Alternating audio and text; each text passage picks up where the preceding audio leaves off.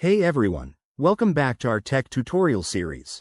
Today, we're diving into how to access Google Wallet in 2025. If you're tired of fumbling with cash or cards, Google Wallet is your digital superhero, letting you store payments, tickets, and even loyalty cards all in one secure app. By 2025, it's even smarter with enhanced AI features and broader device support, making it a must-have for everyday convenience. First off, let's ensure you're set up for success. Check if your device is compatible. You'll need a smartphone running Android 15 or later, or iOS 19 for Apple users. Google has made it more inclusive, so most modern phones should work fine. If you're not sure, head to the Google support page for a quick compatibility check. Step 1. Download the app.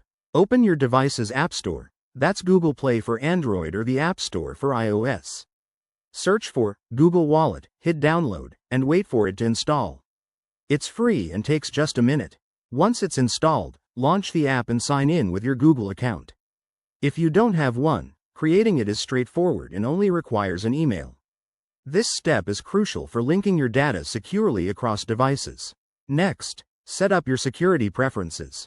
Google Wallet in 2025 offers advanced options like facial recognition, fingerprint scanning, or a custom PIN. Take a moment to enable these. It's all about keeping your info safe from prying eyes. Now, you're ready to explore. Add your payment methods, upload digital passes, or even set up contactless payments. It's intuitive and user-friendly, with helpful prompts along the way. A quick tip: always keep the app updated for the latest features and security patches, and use it responsibly to avoid any risks. Google Wallet is designed for seamless experiences, like tapping your phone to pay at stores. There you have it.